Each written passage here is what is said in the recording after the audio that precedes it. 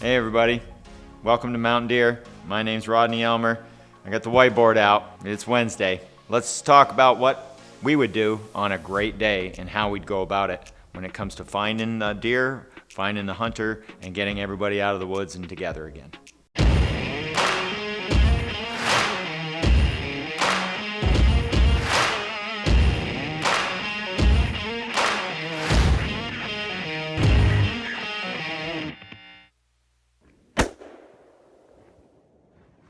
In a great scenario, this is what would happen. We'd get off the main road and jump onto a dirt road, start riding a ways, and come across a deer track. One of us, like say there's three of us in the rig, and we're riding down the road, and one of us decides he wants the track and hops out on it, and he starts following the deer up into the woods. As the fella starts following the deer, two others, the other two in the rig, would drive down a little ways, and because the deer was going up onto the mountainside here, we'd drive down a ways and then drive up this road and see if he crossed the road. That'd be one of the first things we'd check, is to see if maybe this deer has gone up and across the road. Now we may or may not, it may just be a different deer, it might be the same deer, but a lot of times it doesn't take too long and you can kind of figure it out. And let's say it did cross the road and it's only a quarter mile between these two. We might wait there and see if Hunter A comes out, and sure enough, in a little while, he's coming right at our road. So, since we've never been in this area before, we would take the rig and park at landing C right there. We would park at that landing, mark it on our GPS. And when Hunter A popped out and he continued on with the deer, and the deer went up onto the mountainside and he continued, the other two fellows would drive back down and they'd go out a ways, and then there'd be another landing with a gate, say. Hunter B, right, you have Hunter A starting. Hunter B might say, well, I'll get out right here and I'll swing up into this huge valley and maybe the buck will go up over here and we'll be in the same woods and we'll see what happens. So Hunter B hops out of the rig and goes up in the woods. Hunter C now drives up to the end right there, and he's both B and Hunter C have now marked this landing too. We marked the first spot, we marked the second landing, and now we'll go over to the third landing, and Hunter B starts up into the woods, and Hunter C will go over and check this and say, oh, there's a gate right there, and let everybody know. Say we've never been in there before. We talk to each other and say, well, there's a landing here, there's one, oh, this is half a mile down the road, and we might be able to talk on the radios back and forth, and we'll say, well, we've marked a couple other landings over here for you, and we're ready to go with the coordinates if you need those. We then leave E and drive down, and say Hunter C decided there's another gate here, and he decided, I'm going to go on this side of the road. Those two fellas are up in there. I'm going to go over here. So Hunter C parks the truck, gets out and goes hunting. There's another rig parked at the gate. A couple of fellas have walked up. Each one took a different road and went hunting down below, right? You're apt to see a landing with another rig at it. And a lot of times I'll drive up and see where the fella's kind of headed. And at least I'll know to leave him alone and that he's gone up in that direction. I'll make a mental note of, how many people are in the woods and the way it's gone. Now, as Hunter A continues, and say he goes up into the mountains and he follows up through the valley and then finally catches up to the buck, and boom, he shoots it. Say it's 2:30 in the afternoon or 3 o'clock. Still daylight, got another couple hours of daylight left.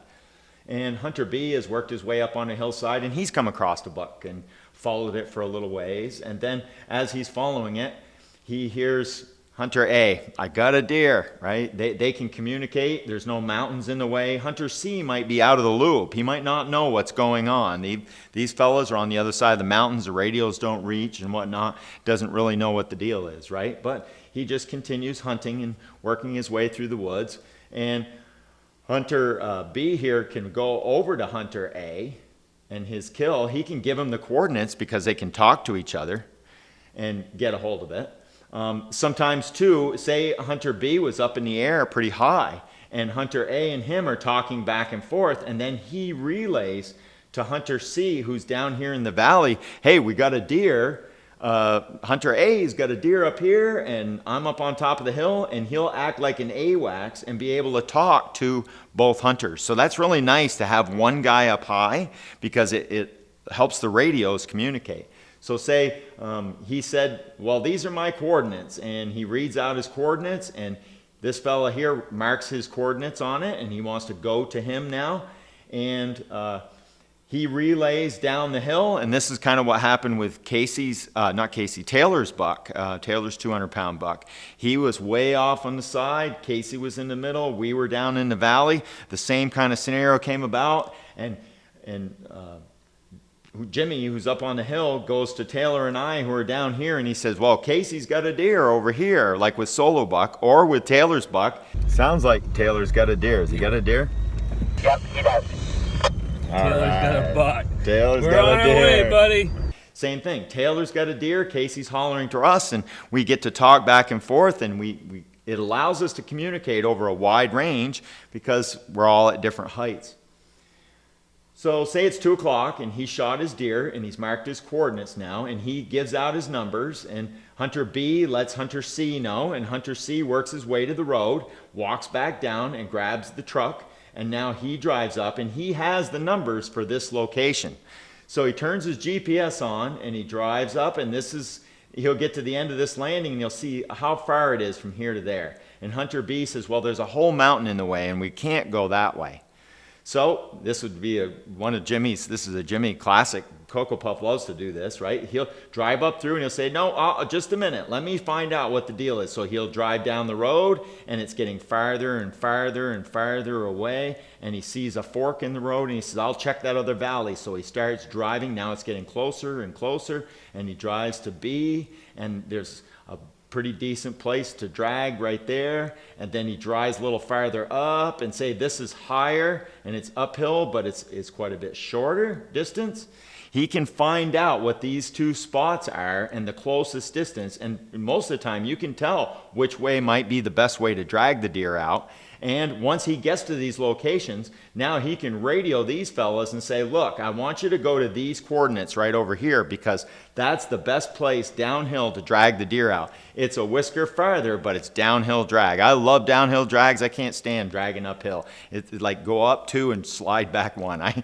When it's real steep, it's a bugger to drag, and we like to have it that way. So that is how our day would go. We'd be doing it, and even if Hunter C came out late, and both of these fellows were over the mountain and he couldn't talk to them, Cocoa Puff would ride up through and he'd try on the radio, hey, where are you guys? Hey, where are you guys? He'd go to here, he'd drive up to here, where are you? How's it going? And he can't reach anybody. How's it going? How's it going? And he'd check that whole area trying to pick somebody up on the radio.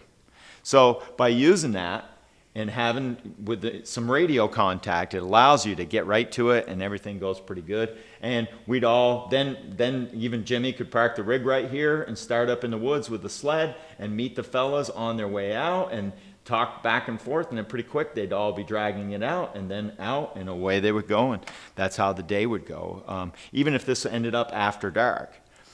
Now say these two fellas are just dragging, and they're dragging, say, to landing C because they had no contact with Jimmy the whole day. They'd be naturally coming back in that direction. And when he got out and he kept trying, and all of a sudden, say they were right here, and he drove out through and suddenly had radio contact here, he can steer them right straight to it. So the radios mixed with the GPS and the vehicle allows you to get the closest to a deer that you possibly could.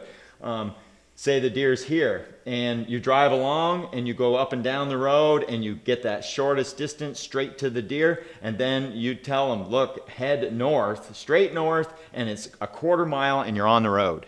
You know, you'll be able to give out those coordinates and send somebody right to the spot that they need to be. And by using the vehicle and driving back and forth with the GPS on, locked on the spot that they're at, you're able to find somebody and figure out right where they are and how far they need to go to get to, and what's in the way, more importantly. If there's a great big river there or there's a big swamp, you can tell them, look, you need to steer a little bit more east to get up out of there, or whatever it is.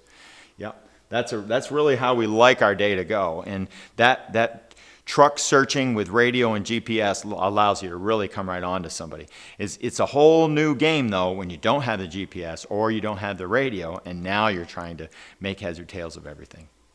And we've had a few scenarios like that, too, and we ought to probably talk about that sometime. In the days when we first started hunting in Maine and we didn't have very good radios or no radios at all, we would drive out and go to these and pick a spot where we wanted to enter the woods and just go hunting. Say there wasn't any snow, and we just decided, I'm going to go up in here. One of us might hop out on landing B and just walk out into the valley and go hunting. And when he took off and he marked on his compass that he was headed west, he would just head east and hit the road and then work his way out. And we expected to land on a certain road when we came out at the end of the day.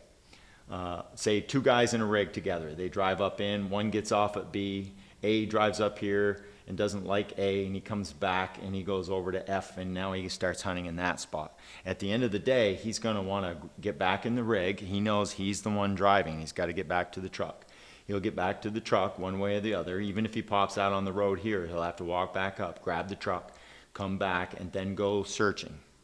If the first hunter ended up going south a ways and then popped out here, at least he's on a road before it's real dark. And even if it's dark, he's going to head, say you get to the top of the hill here and it was turning dark and he came out on the wrong side and he dropped south instead of dropping off north and going back northeast back to his rig.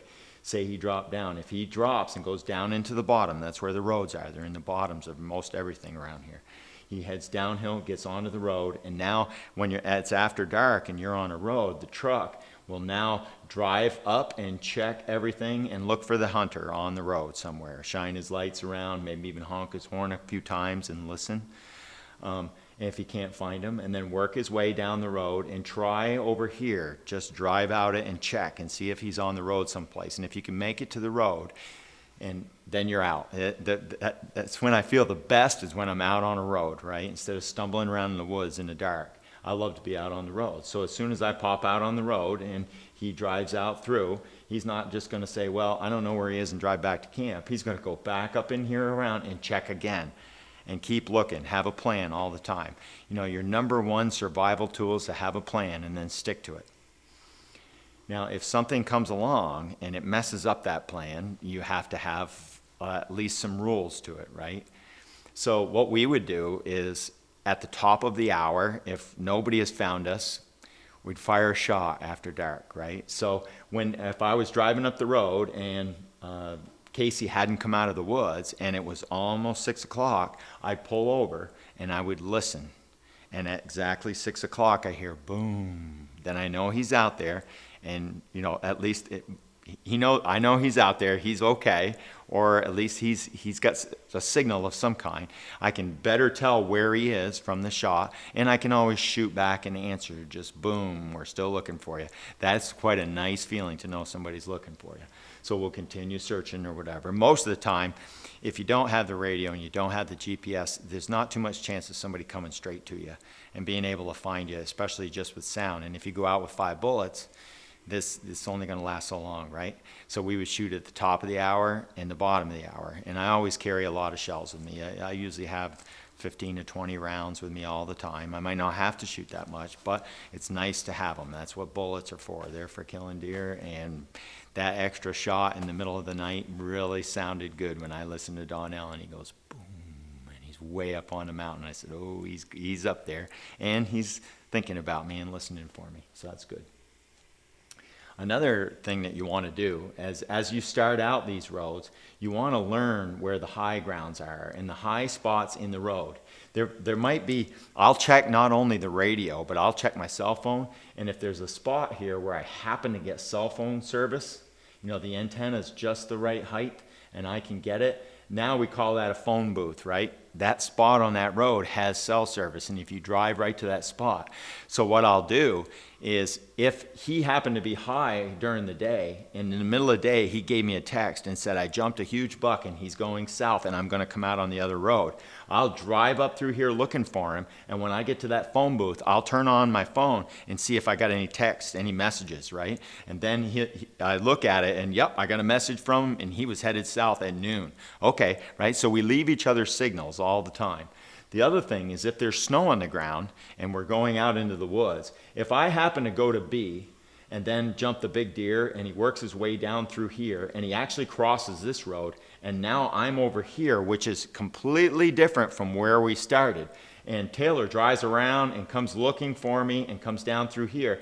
If he's paying attention, especially if there's snow on the ground, and he gets out and looks at it, I'll take something and I'll draw an arrow in the snow, a great big 4-foot arrow. Sometimes I used to make it on the side of the road. I put a big dirt arrow right in the middle of the road, and if you were driving down the road and you're paying attention, you'd see that big arrow. And if he is, and say I'm in the woods over here and I've shot the deer, it's after dark, I'm still dragging, he comes down yakking on the radio and says, oh, I gotcha. Now he's back in radio range again.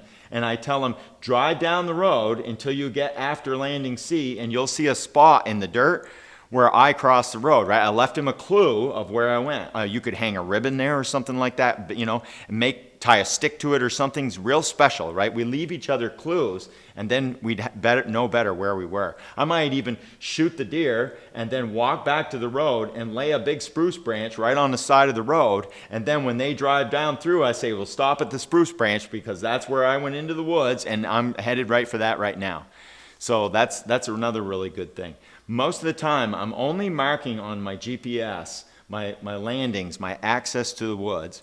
Or if for some reason it's just a straight road and I just happen to cross it, I may mark it right exactly where I went across the road. So I know it's back in that direction, and it gets me going back the way I should be. And that's pretty handy as well. Just have a plan and then kind of stick to it. And even if there's multiple trucks, say one group, we had 2 trucks, and one group went way up in here and it's 25 miles to the top, and this one out here is another 25 miles. At the end of the day, we have a plan to meet up at that big intersection. That way, if they say they were up in here and they got stuck and they didn't come out of the woods, or they've got a deer and they're dragging after dark, we come out through and we get to the intersection and they're not around, we're likely to ride right up that road and go looking for them. Sometimes your days end early, and all of a sudden you're in woods that you weren't in before. You drove up in here and you said, oh, it's terrible and we don't want to hunt there. There's 25 guys up there. We're not going there. And you drive down through and maybe you come out and join us. Either way, at the end of the day, we're going to expect to be meeting here. So say one truck was out here and the other truck was over here, and we didn't know that, and we came back to the intersection and they weren't there, but they were coming behind us and we didn't know it. We drive up and through and go look for him quick like and see if he's up in that valley. We'll search him out with the rig, and if we don't hit him, we come back, and now we're going to wait right here and see what happens. Even dropping a man off at an intersection to make sure nobody escapes. We've done that quite a few times, where we'll leave a fella here and we'll drive up through. And if these guys come out behind us and pop right out right here, and we couldn't happen to get them on the radio, but they jumped out right here, we're going to catch them. They're not going to get away. Sometimes we'll even hang a couple ribbons on trees at that spot. And if you come back and our ribbon is gone, go ahead and come out, right? We have a plan of some kind so that we're always working together and nobody's left behind, That's another important part of it. So pay attention to what's going on as you go out. Memorize the lefts, the rights, stuff like that. Memorize the high ground and the important landings and stuff like that. Have a plan all the time. And then also, too, be ready for a change in plans. Be prepared and have some extra food, some extra water, some extra clothing if somebody got soaking wet or something like that. Have all that stuff in your rig. And, of course, all your tools to keep the vehicle running, plus any emergency supplies. A first aid kit in your rig is a real good idea. Anything like that, where you can bring somebody a blanket and some water or something. Say they happen to get hurt or something, right? So there's all kinds of things that could go down, and the more prepared you are for the whole thing, the better. Sometimes your wheel falls off. All kinds of things happen. So keep that in mind. And also, too, have a plan, stick to it, but be flexible. And also to keep in mind that everyone that's out there with you may not pay as much attention, may not be as good at it as some of your party are. There are some members of a party that are really good at some things and some that need a little bit more practice. And all of our newer hunters, the older guys, keep track of them. We pay attention to what's going on. And when you have someone who knows the lay of the land, it's really nice for them to be able to help you out and help you find somebody. But then again, if they're the ones in trouble, it's important, if you're new to it, to really get in as much information and learn it as quickly as you can, because when you're all flying together and the best guy goes down for some reason, everybody else is going to have to step up and you have to figure it out. The other thing is you can almost always find a vehicle. So if you go out with the vehicle, say you're hunting by yourself and you drive out to landing E out here and you park, I leave one radio in the rig and one radio with me. So that if the game warden is now looking for you and it's been 2 days since you come out of the woods and he grabs onto the radio and hey, you out there, and you're able to talk to him, you know. And if your batteries are getting a little low, we talk at the top of the hour or the bottom of the hour, right? We have a plan for that too. We have a plan for not being able to communicate with everybody, what we'll do next. All this stuff seems like quite a bit, but it's important because we've had a few times at the end of the day where we couldn't raise somebody. It doesn't take too many hours after dark and you start worrying. So in conclusion, as you go out in there, have a plan, work your way through it. This will be the first of a 2-part series, and we're going to be talking more about finding everybody, but we hope that this will help you explain things to you as to how your day should go, hopefully, and getting to that unknown spot that's out there somewhere and using the vehicle, the radio, and the GPS to be able to get to that hunter or that hunter's deer when it's down, hopefully, and you get to do some dragging. It'll help get you as close to them as can, make the job easier and everything. And like I said, this is just the first of a 2-part series. Stay tuned for part 2, and thank you so much for watching, and have a great time.